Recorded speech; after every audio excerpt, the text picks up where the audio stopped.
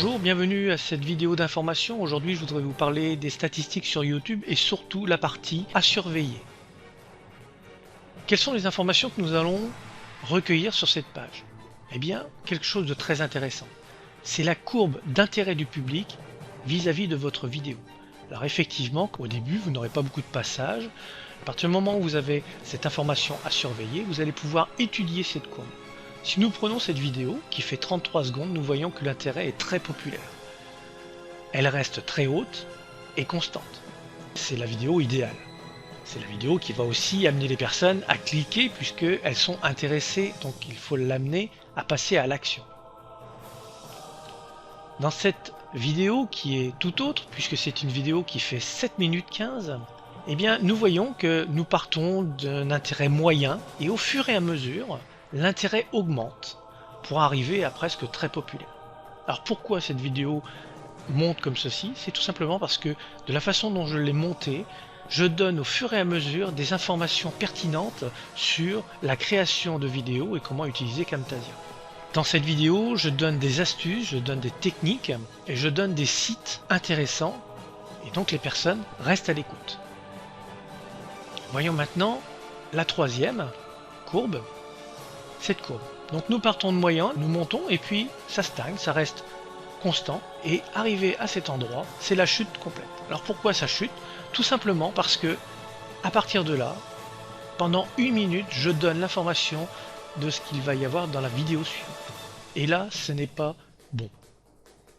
Il va falloir que je corrige cette partie-là en donnant une information qui va être une information qui va être beaucoup plus dynamique, un petit peu comme un épisode.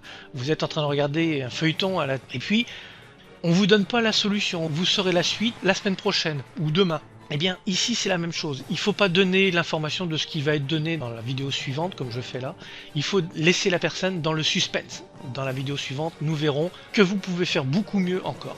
Point. À partir de ce moment-là, la personne va être intéressée et va aller voir la vidéo suivante. Alors vous voyez à quoi cela peut servir d'avoir des courbes comme ceci. On imagine une vidéo qui part de très populaire, qui d'un seul coup chute pour revenir à la fin. Eh bien ça veut dire que toute la partie du centre où ça a chuté, il faut le retirer. Ça n'intéresse pas les personnes, donc vous avez tout intérêt à le supprimer de votre vidéo. Et ça c'est vraiment très intéressant quand vous faites de la vidéo, surtout quand vous faites des vidéos sur des produits pour donner l'information, eh bien vous allez pouvoir vraiment être très pertinent dans ce que vous allez donner. Sur cette vidéo sur PrestaShop, c'est une vidéo de 59 secondes, et bien une nouvelle fois vous voyez que j'ai tout intérêt à mettre une annotation à la fin de la vidéo pour inciter les gens à cliquer pour aller voir sur le site ce qu'il en est, puisqu'il y a de plus en plus de personnes intéressées au niveau de l'intérêt du public. Nous voyons que cela progresse énormément. Nous allons aller voir l'incitation à l'action. Il y a eu 19 impressions, un clic, j'ai un taux de 5,3, donc cela prouve quand même que même au départ, cela incite les personnes à cliquer. Cette partie n'est pas vraiment concluante parce qu'il n'y a que 19 impressions, je viens de la mettre en ligne il y a très peu de temps. J'ai peut-être tout intérêt à donner l'information supplémentaire en mettant une annotation dans cette partie. J'ai ouvert une autre vidéo où j'ai installé une petite publicité à cet endroit, videotutoriel.com/secret YouTube. Si les personnes cliquent à cet endroit, ils seront redirigés. Et nous allons voir si j'ai eu raison de mettre cette publicité à cet endroit. Pour cela, je vais dans Statistiques, je descends, voir à surveiller. Et nous voyons que c'est pas judicieux du tout puisque nous sommes dans la partie peu populaire. Donc si c'est peu populaire, les personnes ne viendront pas à cliquer sur mon lien. Donc qu'est-ce que je vais faire? Je vais plutôt venir à la fin de la vidéo, c'est-à-dire vers les 30 secondes, ici, et mettre une annotation pour les amener vers le site sur lequel je veux qu'ils aillent. Donc vous voyez à quoi peut servir cette courbe. Nous pouvons regarder l'incitation à l'action. Nous voyons qu'il y a eu 12 impressions et qu'il n'y a eu aucun clic. Personne n'a cliqué sur l'annonce que j'ai mise.